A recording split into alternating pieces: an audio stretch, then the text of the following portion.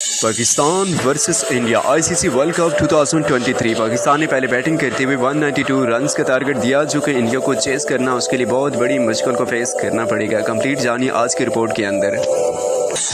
अस्सलाम वालेकुम, मैं यानिस वैक्स वेलकम करता हूँ तमाम अनिल मेंबर को दिल की गहराई से। मोटरवे की लंबाई से पाकिस्तान की ऊंची टाउन की ऊंचाई से रेड कैप पर बचा के और बाबर आजम को दड़ा मर्च लगा के पाकिस्तान का क्रिकेट टीम का वो खिलाड़ी जो दुनिया भर में नंबर 1 कहलाता है खुद को, लेकिन मुझे ये समझ नहीं आती कि उसके अंदर ऐसी कौन सी काबिलियत देखने के बाद उसको नंबर 1 खिलाड़ी दे दिया गया। आइए चलते हैं कि बाबर आजम है कौन और इसने 3-4 मैचों में लगातार क्या। जब इंडियंस मीडिया ने पूछा कि बाबर आजम ये बताइए कि आप श्रीलंका के साथ मैच खेलने के लिए जा रहे हैं, उसके बाद आपने क्या सेंचुरी मार सकेंगे या नहीं, तो बाबर आजम ने कहा कि सॉरी, मैं इसका कोई आंसर नहीं देना चाहूँगा, क्योंकि मैं आंसर नहीं दूंगा, मेरा बल्ला आंसर देगा कि मैं सेंचुरी मारूंगा 50 या फिर क्लीन बोल्ड दूंगा। तो मैं रिस्पॉन्स नहीं बल्कि मेरा बैट देगा। बैट ने भी रिस्पॉन्स कुछ इस तरीके से दिया कि पहले 2 ही मैचों में 15 या फिर 12 रन बनाने के बाद आउट हो गए। आज के मैच में बड़ा मुश्किल जाके टक टुक करने के बाद यूनुस खान की तरफ 50 कंप्लीट करी है उन्होंने, और करने के बाद वो भी पवेलियन की जानिब दौड़ पड़े। उनके जाने के बाद पाकिस्तानी टीम इस तरीके से जाना शुरू हो गई है जिस तरीके से स्वाब का काम है, जितना जल्दी आउट हो गए इतना ज़्यादा अजर मिलेगा।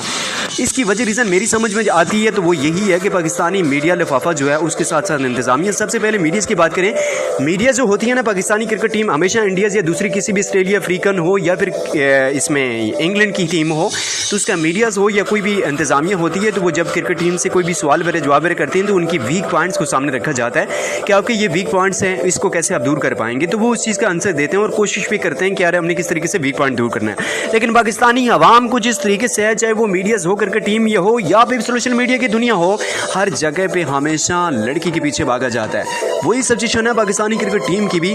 मीडिया जब भी इंटरव्यू लेता है, जैसे कि नसीम शाह हो गया, ये इस तरीके से बहुत सारे और भी खिलाड़ी हैं, जब भी उनको लाइव लिया जाता है, अस्सलाम वालेकुम, thank you very much Naseem Shah, आप हमारे लाइव शो में आए।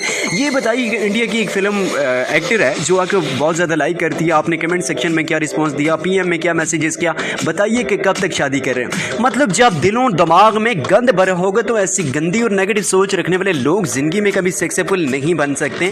तो मैं समझता हूँ कि क्रिकेट टीम पे जो पैसा वेस्ट हो रहा है, इनको 45 लाख, 30 लाख, 17 लाख रुपए जो सैलरी दे रहे हो, वो सैलरी किसी यतीम, किसी गरीब में दे दो, पाकिस्तान में कुछ अच्छा बिजनेस स्टार्ट कर लो, हो सकता है कि पाकिस्तान से गुर्बत खत्म हो जाए। इन लड़कियों को सबसे पहले शादी करवाएं, उसके बाद जाके क्रिकेट टीम में जाके इनको जो है वो सिलेक्ट करें।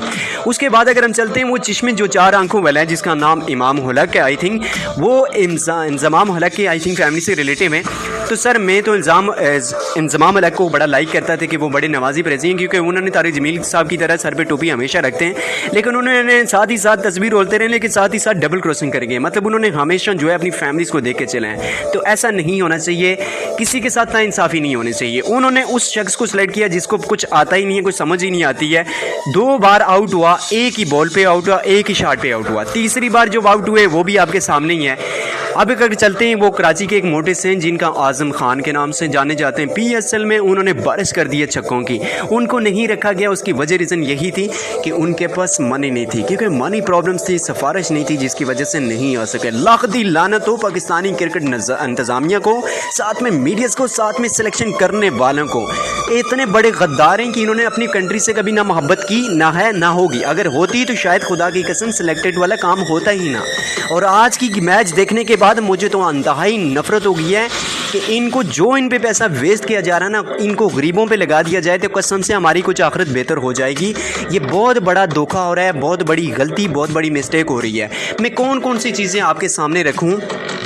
इमरान नज़ीर वो बैट्समैन के जिन्होंने तेज़ तरीन बैट्समैन थे, उनको जहर तक दी गई है। वो कोई बाहर का नहीं था, वो भी पाकिस्तानी ही दलाल थे जिन्होंने उसको जो है क्रिकेट टीम से हटाने के लिए बहुत बड़ी साजिश चलाना चाहिए। लेकिन फिर भी जिसको अल्लाह रखे उसको चांद कौन चखे।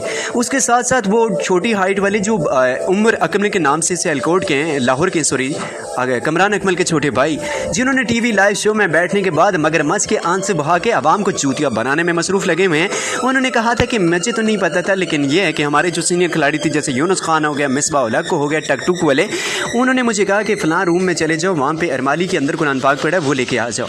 तो जब मुझे पता चला कि कुरान के ऊपर हल्फ उठा दिया गया था, वो भी कुछ सिलेक्शन की गई थी या फिर यह इन्होंने रिश्वत ली थी, उस सिलसिले में नाउज़ुबिल्लाह माज़अल्लाह इन्होंने कुरान उठाया था।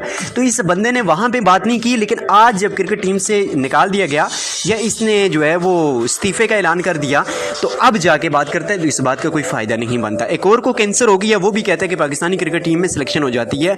और बेगैरत इंसान, तुम पहले क्यों नहीं बोले? आज तुम जब कब्र में जाने लगे, जब तुम्हें बीमारी ने पकड़ लिया, अब तुम्हें एहसास आ गया। तो बस यही साथ काम है पाकिस्तान के अंदर के फुद्दू कोमली ते ताजा बलदार, जिसका फुद्दू लगा हुआ है ना, वही पाकिस्तान के अंदर कामयाब है।